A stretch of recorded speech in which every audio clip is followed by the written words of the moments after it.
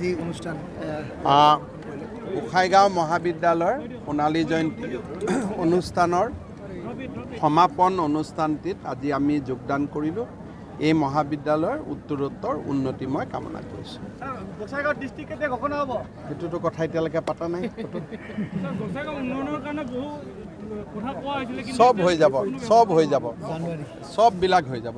এটা শব্দ মই মুখেদি যি কওঁ এটা শব্দও আনইমপ্লিমেণ্টেড নাথাকিব।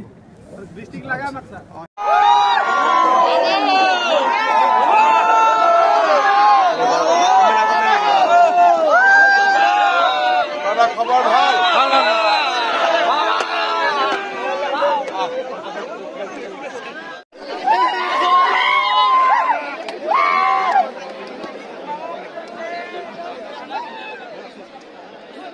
বন্ধ কৰি দিব লাগে ই-ৰিক্সা।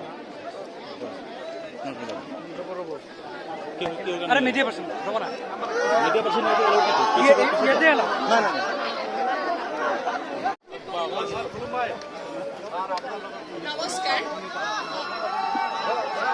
এয়া আমাৰ মহাবিদ্যালয়ৰ বাকৰি অসমৰ মাননীয় মুখ্যমন্ত্ৰী ডক্টৰ হিমন্ত বিশ্ব শৰ্মা। আচ্ছা তই আহিবি নহয় ছাৰ, আপোনাৰ নম্বৰটো মোক দিলে।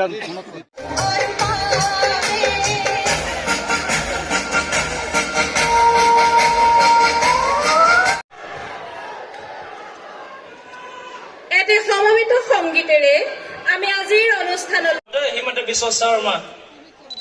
It is a pleasure for all of us to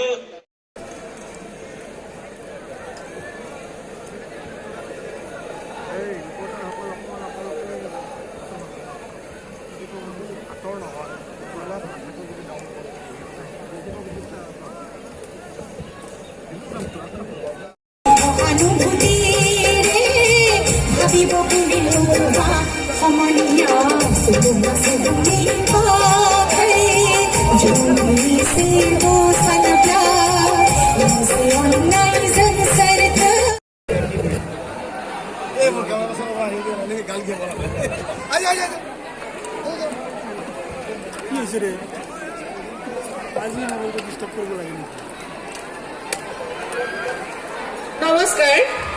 এটি সমবেত সংগীতেৰে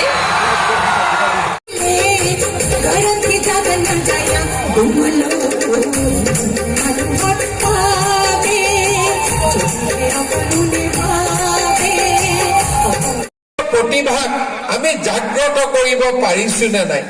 যোৱা কেইদিনমান আগতে মই ডিব্ৰুগড়ৰ কানৈ কলেজত আছিলো। তাত মই এষাৰ কথা কৈছিলো, যাক মই আজি আকৌ ৰিপিট কৰিব খোজো। আমি যেতিয়া জন্মগ্ৰহণ কৰো তেতিয়া আমি সদায় চিন্তা কৰো প্ৰগতিৰ পথত পৰিচালিত কৰিব পাৰে।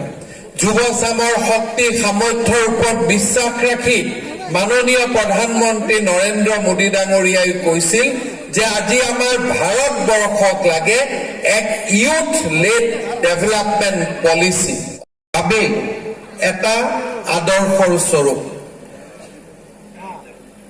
এই সীমামূৰীয়া অঞ্চলত জন্মগ্ৰহণ কৰি মেঘালয়ৰ ৰাজ্যপালৰ দৰে সন্মানীয় পদ অলংকৃত কৰা NSG সকল, এই মহাবিদ্যালয়ৰ প্ৰাক্তন অধ্যাপক অধ্যাপিকাসকল, ছাত্ৰ ছাত্ৰীসকল, প্ৰাক্তন ছাত্ৰ ছাত্ৰীসকল আৰু